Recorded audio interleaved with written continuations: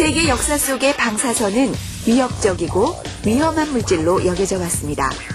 하지만 방사선은 인류 역사에서 커다란 발견으로 꼽히며 우리 생활 곳곳에서 다양한 방법으로 활용되고 있는데요.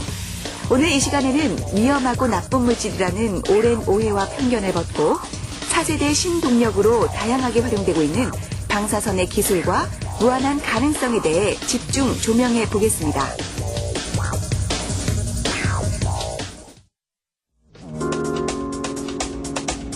방사선은 우리 주변 어디에나 존재하는 물질입니다. 태양과 땅, 심지어는 음식물에도 방사선은 존재하는데요.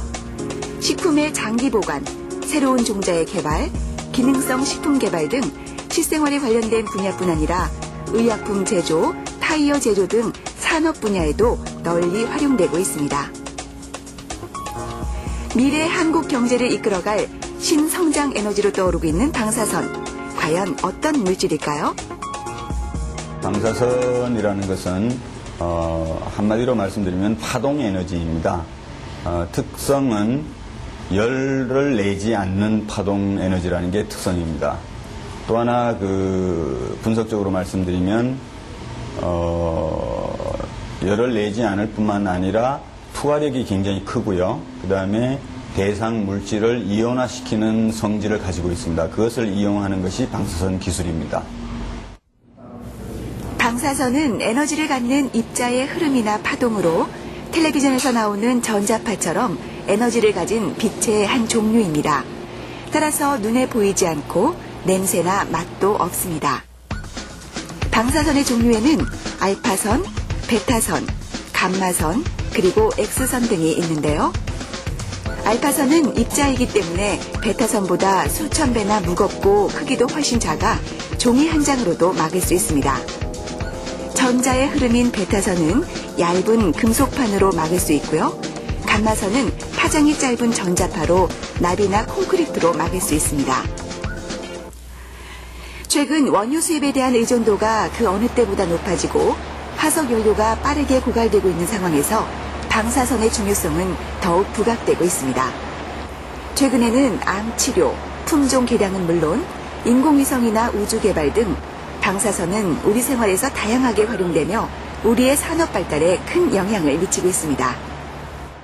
지금까지는 방사선을 이용을 해서 주로 이제 동위원소를 생산을 하고 암 치료라든지 진단 그런 물질들을 많이 사용을 했는데 이제부터는 방사선을 이용을 해가지고 뭔가 산업, 농업, 그리고 의약품 개발, 신소재 개발 그런 쪽으로 아마 많이 진전이 있을 것 같습니다. 예를 들어서 신소재 개발은 방사선을 쪼이면 물질이 이제 구조가 변하기 때문에 강도가 높은 그런 재질을 만든다든지 하는 그런 소재 쪽이 있을 것 같고요.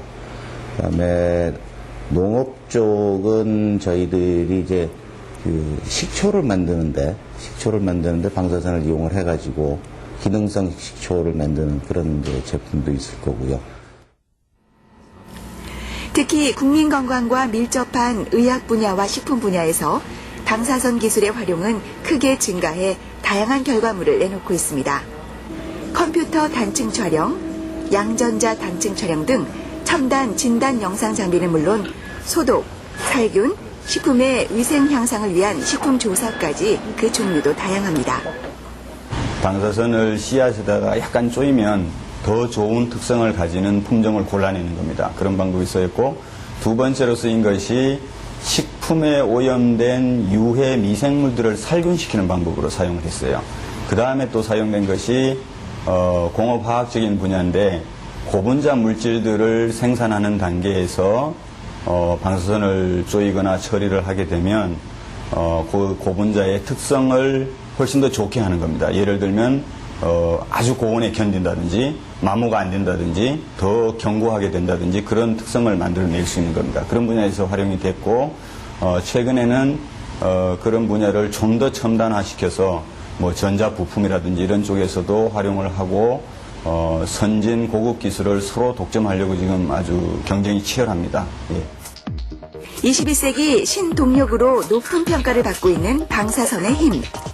원자력연구원은 그동안 연구해온 방사선 물질과 방사선 기술에 관련한 연구 성과물에 대한 기술 이전과 본격적인 사업화 추진을 위해 지난 2004년 기술 출자 벤처기업을 탄생시켰습니다. 먼저 기술 이전과 기술 출자에 대해서 말씀을 드려야 되는데요. 기술 이전은 기술을 이전하고 나면 그것으로 보통 끝나는 경우가 많이 있습니다.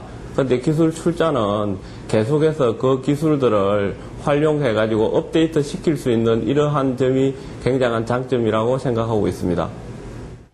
방사선 이용 기술과 생명공학 기술, 나노 기술 등 최첨단 기술을 이용해 화장품과 기능성 식품 등 다양한 제품들을 제조하고 있는 이 벤처기업은 대덕특구 연구소 기업 1호로 지정되기도 했습니다.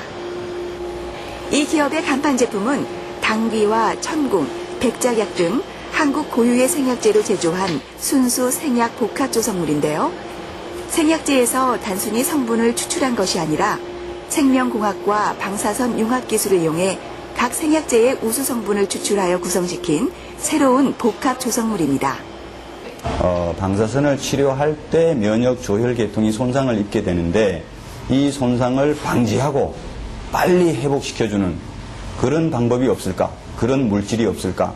그런 쪽에서 연구를 시작을 했고요.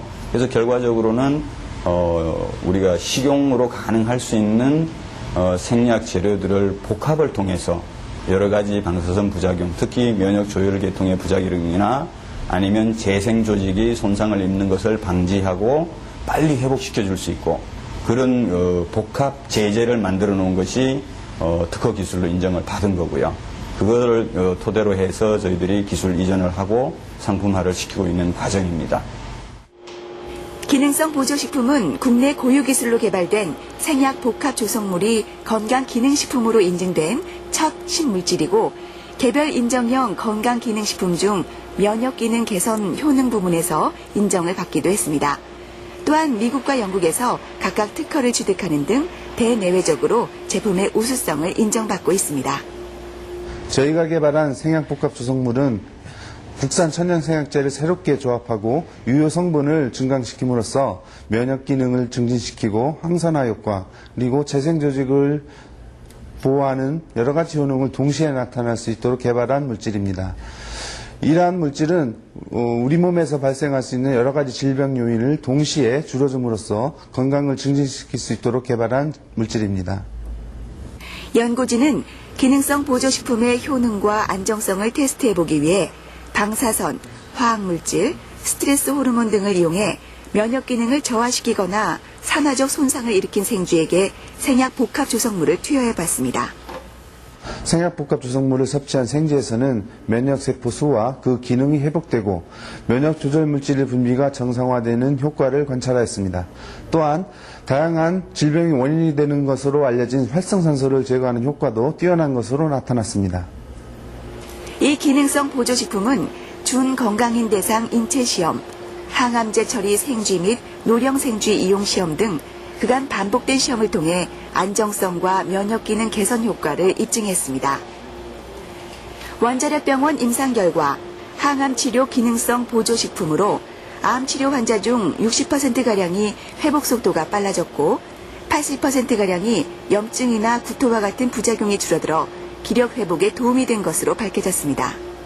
면역 조절 기능이 저하된 일반인과 방사선, 항암제 치료를 받는 암 환자를 대상으로 임상시험을 수행한 결과 노약자의 저하된 면역 기능을 회복시켜주는 것이 일부 확인되었고 암 환자의 경우 백혈구 수치가 심각하게 낮아지는 부작용을 줄여주는 효과를 관찰하였습니다. 이러한 결과를 통해 본 생약 복합 조성물은 면역 기능이 약화된 노약자 등과 암치료 환자의 부작용을 줄이는 데 활용이 가능할 것으로 생각됩니다. 이 벤처기업은 기능성 보조식품 외에도 원자력연구원에서 이전한 기술을 이용해 미백 및 항균 화장품을 상품화하고 있습니다. 천연물을 추출했을 때 색깔이 너무 진한데 이 색깔을 방사선을 약간 조여주면 색소를 제거시켜서 색깔을 거의 노란 색깔까지 개선을 시킬 수가 있습니다. 효능은 그대로 유지를 하든지